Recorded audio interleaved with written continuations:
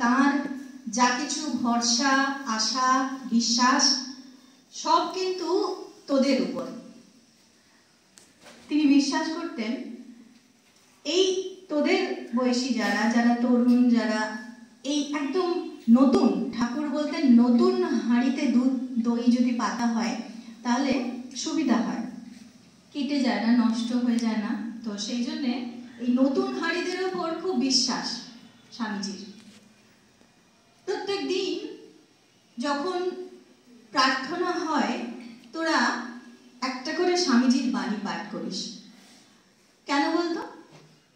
স্বামীজির বাণী সেটা শুধু বাণী নয়, তার মধ্যে না তার শক্তি লুকিয়ে থাকে। যে সেই বাণীকে ঠিক ঠিক শুনবে, বুঝবে এবং সেটাকে জীবনে গ্রহণ করবার চেষ্টা করবে, সে যা চাইবে তাই পাবে। স্বামীজির শক্তি তার মধ্যে কাজ করে সেইভাবেই। স্বামীজি কিন্তু ভীষণ দয়ালু, তার কাছে যদি কেউ কিছু প্রার্থনা করে চায় তিনি অবশ্যই দেন। অবশ্যই সেই চাওয়াটা নিঃস্বার্থপরতার চাওয়া হতে হবে। আজকে এই যে বাণীটি পাঠ করলো সকালবেলায়, তাতে কি বলা হলো? মূল বক্তব্য কি ছিল? জগতে কি কেউ কোনোদিন দেখেছে টাকাতে মানুষ তৈরি করে? মানুষই চিরকাল টাকা করেছে। যা হয়েছে বিশ্বাসের শক্তিতে হয়েছে, উৎসাহের শক্তিতে হয়েছে, এবং সব থেকে বড় যেটি প্রয়োজন এই মানুষ তৈরি হওয়া। স্বামীজি বারবার বলছেন, এসো মানুষ হও আর সব হইয়া যাইবে, কিন্তু মানুষ হওয়াটা প্রয়োজন। তাহলে আমরা তো মোটামুটি এই দুটো হাত দুটো পা মানুষ বলতে যা বোঝায় জীবন বিজ্ঞানে পড়েছি, যেগুলো প্রয়োজন সব নিয়েই জন্মেছি। তারপরেও কেন স্বামীজি বলছেন এসো মানুষ হও? আমাদের বড়রা যখন ছোটবেলায় আশীর্বাদ করতেন, এখনো তোদের যখন আশীর্বাদ করেন বলে তো মানুষ হও বাবা। তাকে তোরা মানুষ নয়? মানুষের মতোই তো দেখতে নাকি? তার মানে মানুষের মতো দেখতে হলেই কিন্তু মানুষ হয় না। মানুষের কিছু ধর্ম রয়েছে। স্বামীজির আরো একটি বাণী, তোদের প্রতিনিয়ত এই বাণী পাঠ করিস তোরা, যে ধর্ম এমন একটি ভাব যেটি পশুকে মনুষ্যত্বে এবং মানুষকে দেবত্বে উন্নীত করে। পশুত্ব, মনুষ্যত্ব, দেবত্ব, তিনটে অবস্থার কথা বললেন। পশু বলতে সাধারণত কাদের বুঝি? যারা চার পেয়ে জন্তু, তাই তো? কিছুদিন আগেই একটা নিউজে দেখছিলাম, একটা কুকুর, পোষা কুকুর, তার মালিক অসুস্থ হয়েছেন, হসপিটালে ভর্তি হয়েছেন। সেখান থেকে প্রথম দিন থেকে সে সেখানে এসে বাইরে বসে থাকে। সে তাকে ঢুকতে দেখেছে, কিন্তু তারপর সে আর তাকে বেরোতে দেখেনি। কিন্তু তিনি মারা গেছেন।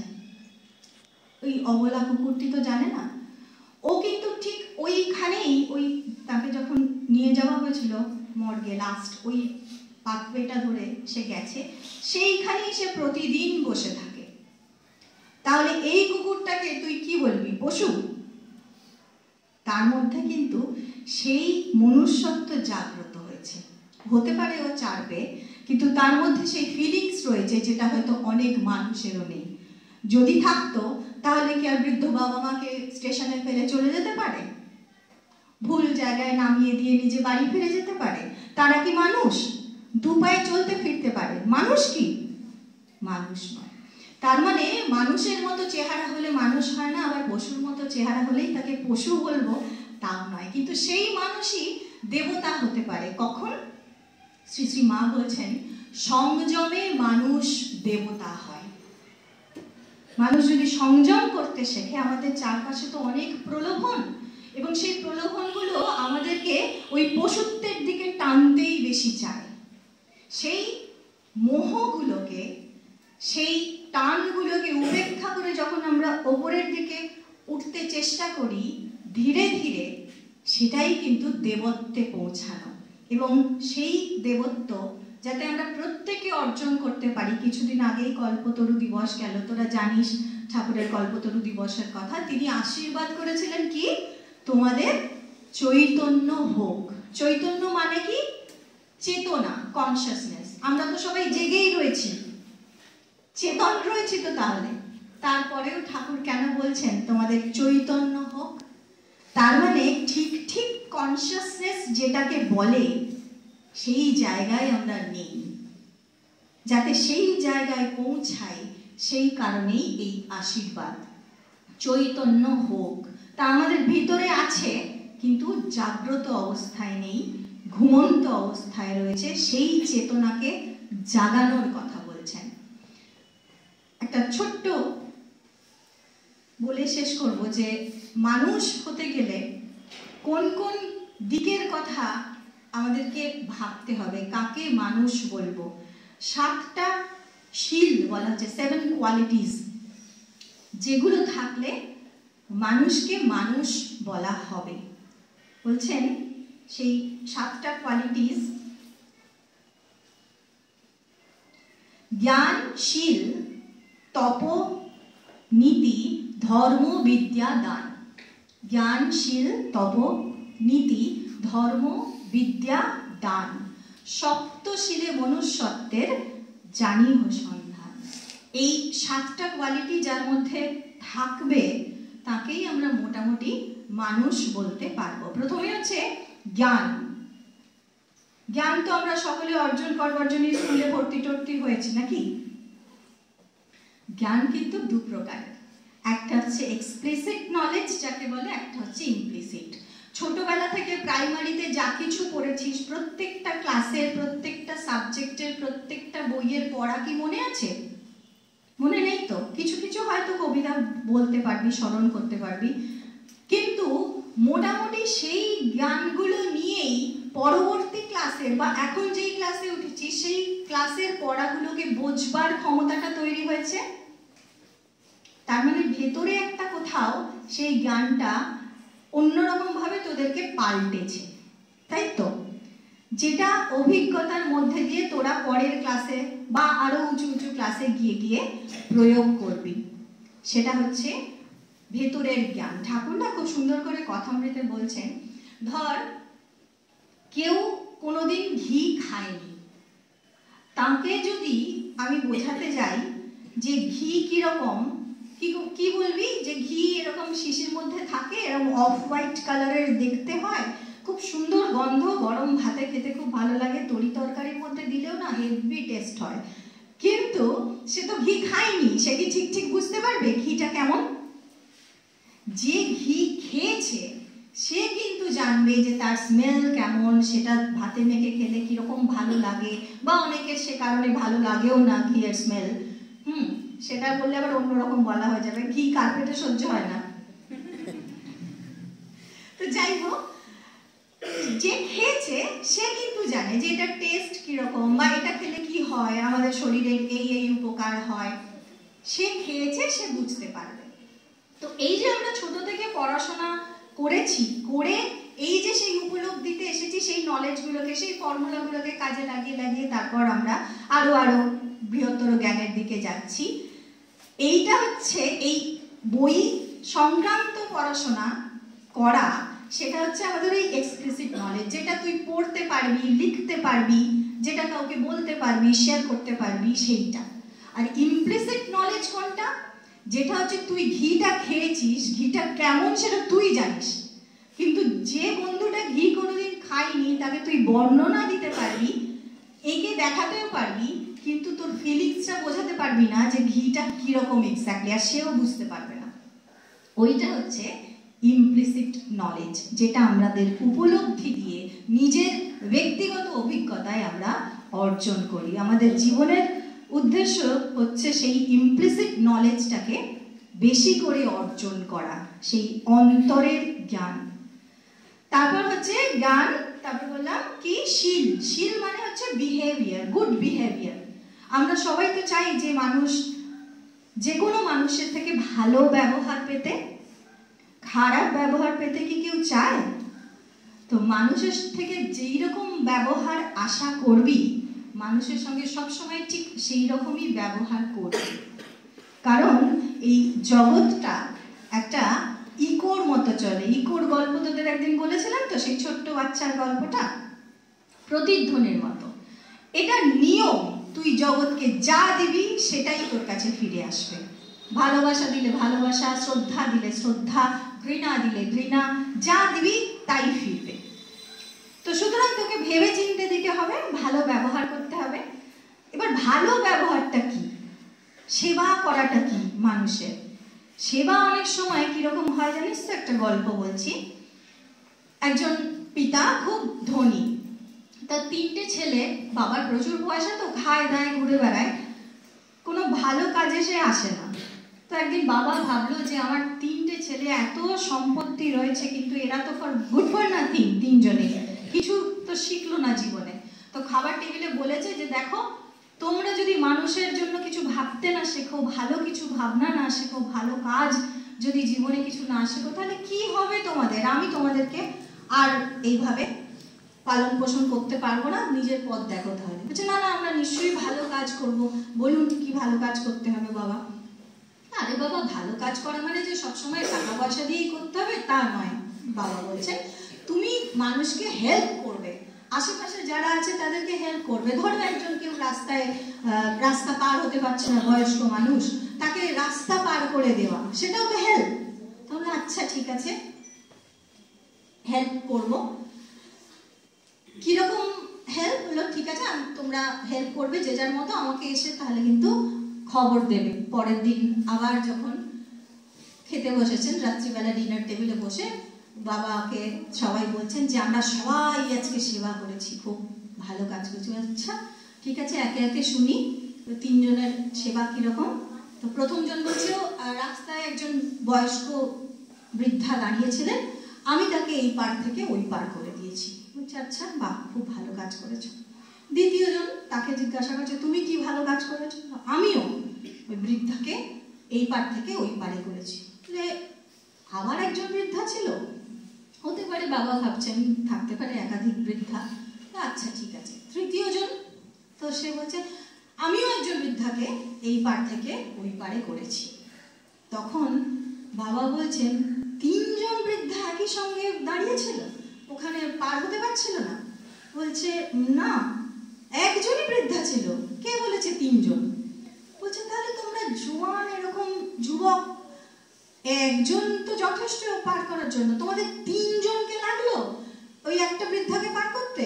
বলছে না বাবা, 3জনে হয়নি তো, আমার মামাতো ভাই রামুকেও ডাকতে হয়েছিল। বলছে কেন? বৃদ্ধা কিছুতেই যেতে চাইছে না তো, ওকে চ্যাং ধরে তুলে ওই পারে করতে হয়েছে। এইটা হচ্ছে সেবা। সেবা কি? এইরকম ভালো কাজ করিস না বাবা, ঠিক আছে? তো বুঝতে হবে কার কোনটা প্রয়োজন, কার কিসের সেবা প্রয়োজন। সকলের যে টাকা দিয়েই সেবা প্রয়োজন তা নয়। কারোর হয়তো মুখের দুটো ভালো কথা, কারোর পাশে গিয়ে হয়তো একটু বসা, কেউ হয়তো দুঃখে রয়েছে, কষ্টে রয়েছে। আশেপাশে দেখবি পাড়ার মধ্যে যারা বয়স্ক থাকে না, কথা বলার লোক থাকে না রে, তার খুব খোঁজে, ডাকে না, তোরা গেলে এলে আর তোরা ছুটে পালাস না, যে এক্ষুনি যদি ঠাকুমাটা ধরে নেয় না, 8 ঘন্টা গেল, ভাবিস তো হাসছি, এই দেখ। ওটা নয়, তাদেরও কথা বলার জন্য লোক প্রয়োজন হয়। ওই যে তুই 2 মিনিট দাঁড়িয়ে যদি হেসে তার কথাটা শুনিস, সেটাও সেবা। শুনিস, বাহ, তো সেবা করছি। রাস্তা দিয়ে ধর দেখবি ভারী ভারী জিনিসপত্র নিয়ে যায়, অনেক সময় লোকগুলো টানতে পারছে না। হ্যাঁ, আমি কিছুদিন আগেই দেখছিলাম, আমি আসছি, সামনে একটা এরকম ট্রলি করে নিয়ে যাচ্ছে, সে কিছুতেই ওঠাতে পারছে না, একটু উঁচু মতো আছে, একটা স্কুল বয় তোদেরই মতো সেই সময় স্কুলে আসছে, ও না অন্যদিকে যাচ্ছিল, কিন্তু ঘুরে এসে দেখলাম ট্রলিটাকে ঠেলে দিল, তারপর ট্রলিটা চলে গেল, ওর নিজের জায়গায় চলে গেল। ওর কিন্তু প্রয়োজন ছিল না যে ওই জায়গা থেকে এইদিকে ঘুরে এসে ট্রলিটাকে ঠেলে দেওয়ার, কিন্তু ও তো দিল। ও কি করলো? সেবা। এইটা হচ্ছে শীল, অর্থাৎ এই গুড বিহেভিয়ার। এটা কিন্তু তোকে বাইরে থেকে বলে শেখানো যাবে না। বাইরে থেকে বলে যদি শেখাতে যাই, তোরাও রাস্তায় গিয়ে ওই রকমই করবি, 4জন করে ধরে হয়তো একটা বৃদ্ধাকে এই পার থেকে ওই পার, ওই পার থেকে। ওইটা না। ফুলকে কি শেখাতে হয় তাকে সুগন্ধ দিতে হবে? তাকে যদি এখানে পুঁতিস এখানেও গোলাপ যেমন সুগন্ধ দেবে, যদি তাকে একটা একেবারে প্রত্যন্ত জঙ্গল যেখানে তাকে কেউ দেখার নেই সেখানেও যদি তাকে রাখা হয় সে একই রকম সুগন্ধ দেবে। সে কি বলবে না এখানে জঙ্গলে তো আমাকে কেউ কে গন্ধ নেবে, আমার দরকার নেই, একটু বাজে গন্ধ দিয়ে দিই, বলবে কি? বলবে না, কারণ গোলাপের স্বভাবই হচ্ছে সুগন্ধ দেওয়া। তো তার যেটা স্বভাব সে করবে। চন্দনের স্বভাবই হচ্ছে তাকে ঘষো, যত ঘষবে সে তত সুগন্ধ দেবে, তাই তো? চন্দন কাঠ বাড়িতে তো ঘষলে তো তার ক্ষয় হচ্ছে, তো সেটা নষ্ট হয়ে যাচ্ছে। তো তাহলে সে একটু ভাবতে পারে যে আমাকে তো এই নষ্ট হচ্ছে, তাহলে একটু দুর্গন্ধ দিয়ে বার শেষ হওয়ার সময়। ভাবে কি? ভাবে না। চন্দনের স্বভাবই তাকে যতই তুমি ঘষো, যতই সে ক্ষয়প্রাপ্ত হোক না কেন, তার অভ্যাস সে সুগন্ধই দেবে। ঠিক সেই রকমই সেবাকে যদি তোমার ভেতরের সেই গুণ করে তৈরি করে নিতে পারো, যে প্রকৃত মানুষ তার কিন্তু ওটা ভেতরের ব্যাপার, তাকে কিন্তু আলাদা করে বলে শেখাতে হবে না এই মুহূর্তে এইটা করতে হবে, ওই মুহূর্তে ওইটা করতে হবে। সে অটোমেটিক্যালি যেটা করণীয় সেটাই করবে। তারপরে জ্ঞানশীল, তারপর নীতি। নীতি সম্পর্কে আমরা অনেক সময়ই, তোদের মরালের ক্লাস হয়, নীতি নিয়ে অনেক বড় বড় লেকচার আমরা শুনি।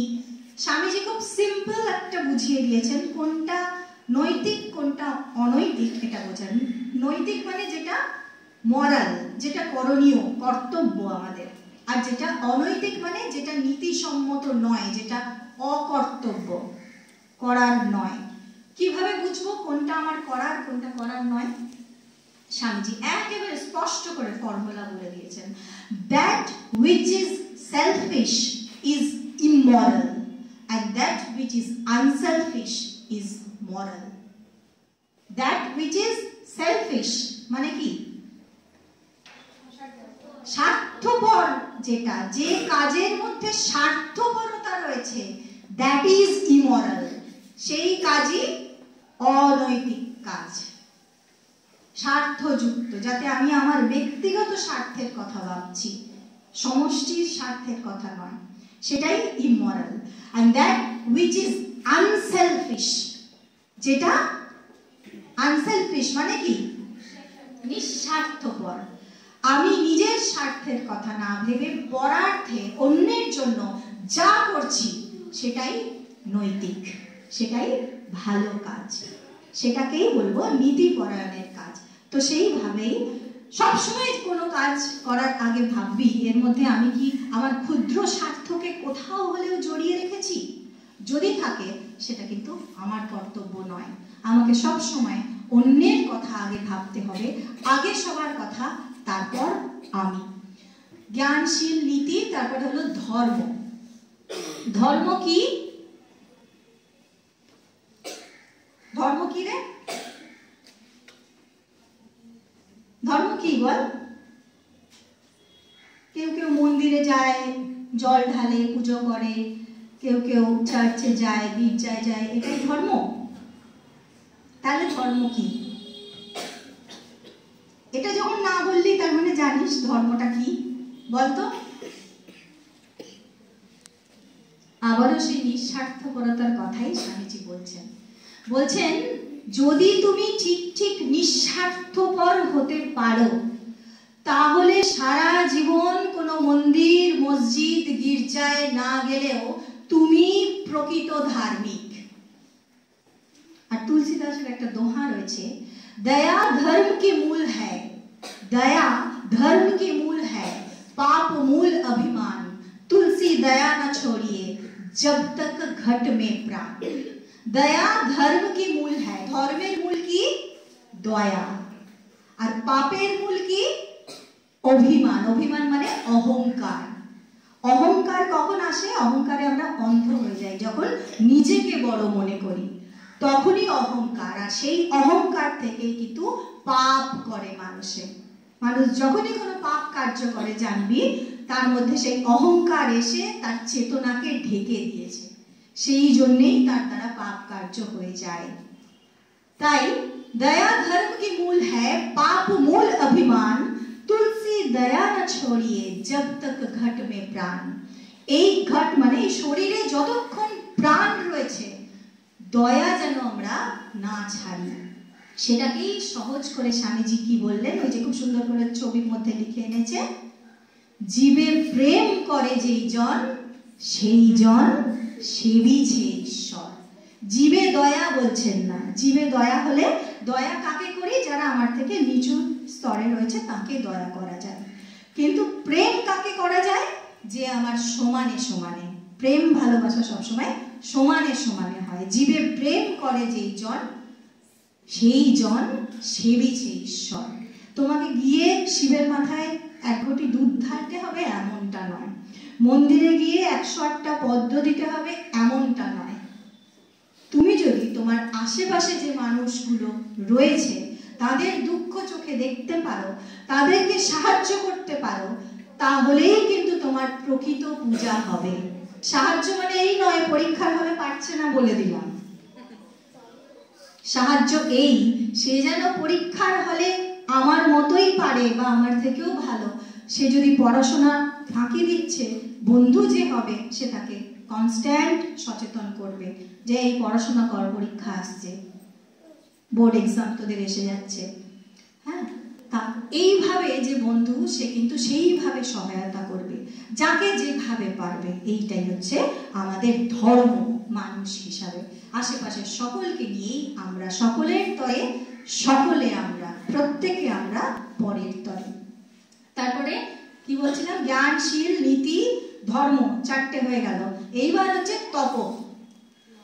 তোদের তপস্যা কি জানিস তোরা? ছাত্রদের তপস্যা কি? পড়াশোনা করা। ভেরি গুড, তপস্যা চলছে তো, বাহ, তাহলে তো চিন্তা নেই। ছাত্রানাং অধ্যয়নাং তপঃ, ছাত্রছাত্রীদের মূল তপস্যা যেটা, সেটা হচ্ছে পড়াশোনা করা। কারণ যখনই পড়াশোনা করবি তখনই কিন্তু তোদের ওই অজ্ঞানটা আস্তে আস্তে সরে যাবে, কোনটা ঠিক কোনটা ভুল সেটা বিচার করবার ক্ষমতা আসবে, বুঝতে পারবি, বিচারশীল হবি। তাই তোদের ক্ষেত্রে আপাতত তপস্যা হচ্ছে ওই পড়াশোনাই, ঠিক আছে, এবং ভালো মানুষ হওয়ার চেষ্টা করা। তারপর হচ্ছে বিদ্যা। বিদ্যা যেটা কিনা আমরা অর্জন করবার জন্য বিদ্যালয়ে আসি। সেই বিদ্যা কি করবে আমাদেরকে? বিদ্যা আবার 2 প্রকার, পড়া বিদ্যা আর অপরা বিদ্যা। তোদের বলেছি, এক প্রকার হচ্ছে যেটা আমাদের সার্টিফিকেট দেবে, যেটার জন্য তোরা পড়াশোনা করছিস, তারপরে কলেজে যাবি, সার্টিফিকেট পাবি, তারপরে সেই সার্টিফিকেট দেখিয়ে চাকরি পাবি, অর্থকরী বিদ্যা। ঠাকুর বলতেন চালকলা বাঁধা বিদ্যা আমি শিখবো না। পাঠশালা ছেড়ে চলে এসেছিলেন জানিস তো। চালকলা বাঁধা বিদ্যা তিনি শিখতেও আসেননি, শেখাতেও আসেননি। তো চালকলা বাঁধার বিদ্যা কিন্তু আমাদের শিখতে হবে, কারণ যদি না শিখি তাহলে তো টাকা পয়সা উপার্জন করতে পারবো না। যদি টাকা পয়সা উপার্জন না করতে পারি তাহলে সমাজের সেবা করব কি করে, তাই না? আমি সমাজ থেকে অনেক কিছু নিয়েছি, তো আমাকে তো সেগুলো ফিরিয়ে দিতে হবে। শুধু নিয়ে রাখলে তো হবে না, ফেরাতে হবে। তো সেই ফেরানোর জন্য সেটা তো করবই, কিন্তু সেই সঙ্গে সঙ্গে আমার ভেতরের অন্তর্নিহিত যে বিকাশ, তার জন্য যে প্রয়োজনীয় শিক্ষা, শাস্ত্র অধ্যয়ন আমরা ছোট্ট ছোট্ট করে তোদের চেষ্টা করি। তোদের দিদিরা যে তোদের ক্লাস নেন, ভ্যালু এডুকেশনের ক্লাস, স্পিরিচুয়াল ক্লাস নেন, তো তাতে তোদের শেখান, সেইগুলো হচ্ছে আমাদের সেই অন্তর্নিহিত যে প্রকৃত বিদ্যা, সেইটা। আগে গুরুকুলে এরকম সিস্টেম ছিল, তারা দুটোই শিখতে পারতো। এখনকার দিনে সেই রকম ব্যবস্থাটা নেই, তবু আমরা চেষ্টা করি যাতে তোদের চরিত্রটা সম্পূর্ণভাবে নির্মাণ হয়। সেই জন্যই 2 প্রকার বিদ্যাই যেন তোরা কিছু কিছু হলেও পেতে পারিস, তোদেরকেও সেই চেষ্টাটা করতে হবে। শেষ হচ্ছে দান। কি দান করব? কি দান করব বল? 100 জনকে ডেকে খাওয়াতে হবে?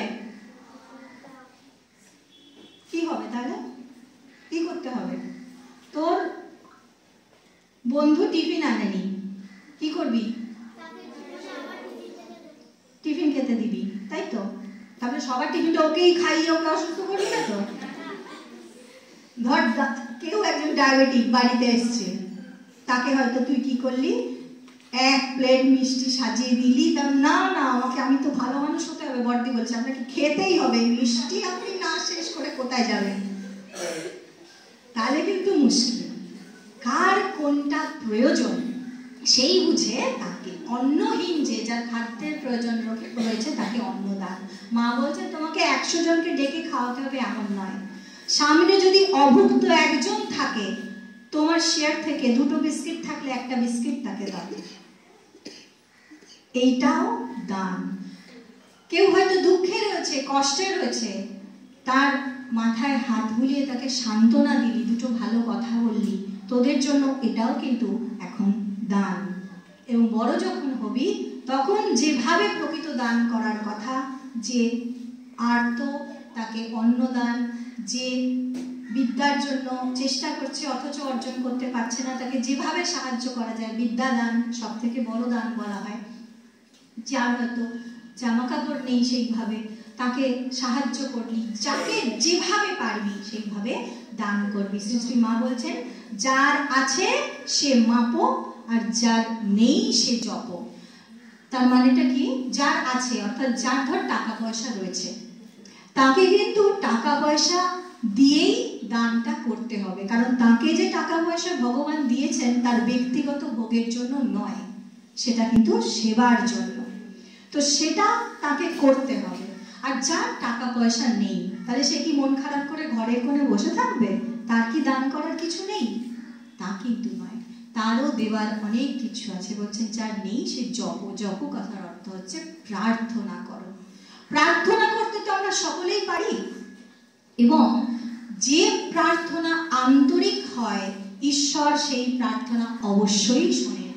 কেউ হয়তো অসুস্থ, তার জন্য আরোগ্য প্রার্থনা করলাম, কেউ হয়তো দুঃখে আছে, ভগবান তার মনে একটু শান্তি দিন, সেইটা প্রার্থনা করলাম। এমন নয় যে তাকে জানিয়ে প্রার্থনা করতে হবে, ওরে তোর জন্য আমি এই প্রার্থনাটা করেছি, কিন্তু এরকম নয়। মনে মনে নীরবে ঈশ্বরের কাছে অন্যের জন্য কল্যাণ চিন্তা করা, মঙ্গল চিন্তা করা, প্রার্থনা করা, এটিও কিন্তু একটি মহৎ জীবনের ধর্ম। সুতরাং যে এই সমস্তগুলো জীবনে পালন করছে, এই সপ্তশীল মনে করা হবে সেই মানুষ। ঠাকুর বা স্বামীজির চরণে প্রার্থনা করি তোরা প্রত্যেকে প্রকৃত অর্থে মান মোষ হয়ে ওঠ।